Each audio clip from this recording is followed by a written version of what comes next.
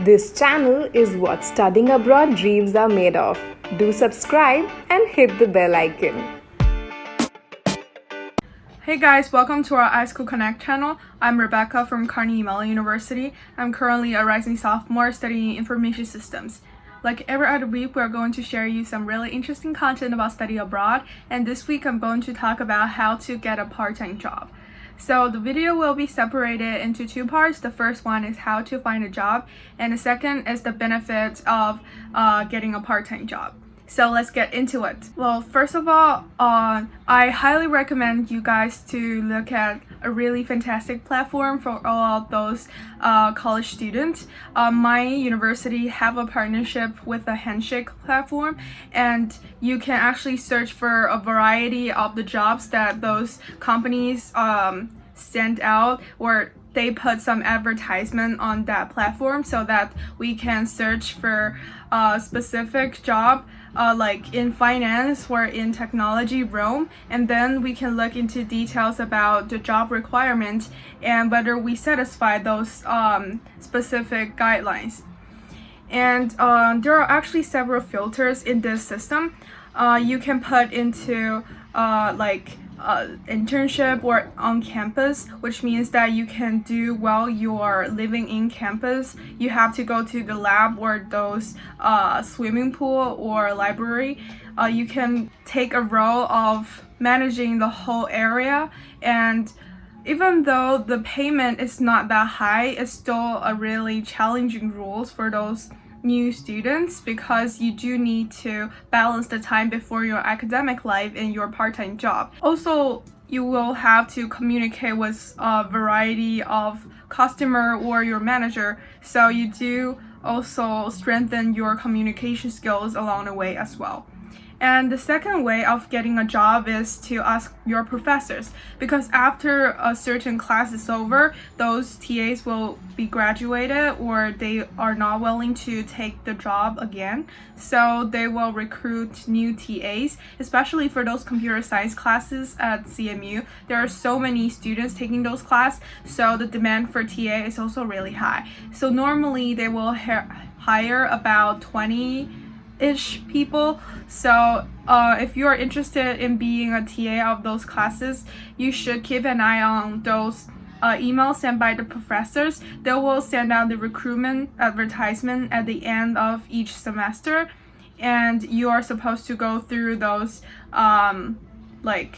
questionnaires and also some interviews with the professors. Well, the process is really challenging and selective, but if you do get the spot there, I highly encourage you to take it, because it's a good way to show your leadership ability, and you actually change your perspective into that class, because originally you used to be a student of that class and now you're a TA. You're supposed to explain some complex problems to those new students.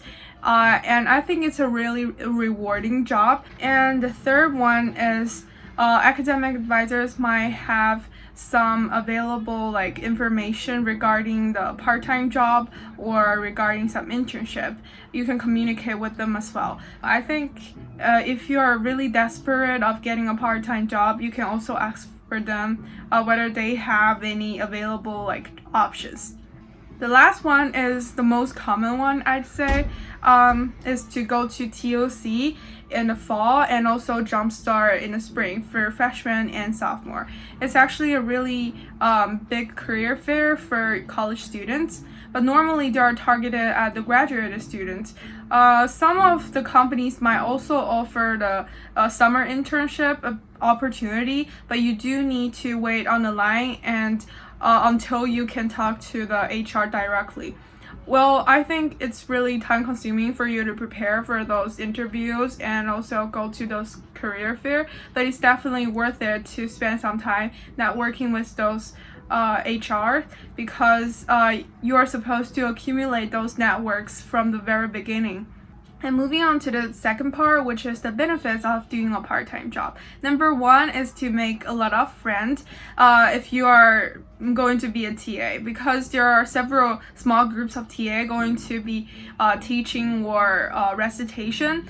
And TA spends a lot of time grading your assignment and also even preparing for the class and some review sessions, so they spend a lot of time together. Lots of those TAs end up with like maintaining a really long-term friendship as well, so I really appreciate that. So I think it's also a really good way for them or for future TAs to make friends. And the second one is it can be put on your resume and you will stand out among a lot of other applicants in the future. So because the HRs understand that it's really challenging to balance the academic life and your job. So if you can manage to do so, you demonstrate your ability of managing time really properly, because both of those situations are really stressful, and those companies are just looking for an applicant with the ability of handling pressure from multiple aspects, and also demonstrate your ability of multitasking, which is what is required for a lot of those jobs. If you're going to be in those big four consulting firms or tech firms like Google or Uber, all of those companies will be really will consider those applicants with this kind of qualities. And the third one is that you can get an SSN, which stands for Social Security number. So before you can earn any money, you definitely need to apply for this one, and it can record the history of your earning. And when you are going to apply for a credit card, the bank will also look at your entire earning history and your purchasing power until they can allow you a certain amount of credit you can use per month. So if you have a really high accumulated wealth, it's definitely a plus when you are applying for this kind of card services. So that's pretty much it. But if you are looking for any information, feel free to write us in the comment section down below, and you can always reach out to us on a iSchoolConnect social platform like Instagram. And if you do want to watch more videos about study abroad, please subscribe to this channel. And this is Rebecca signing off. Take care and bye.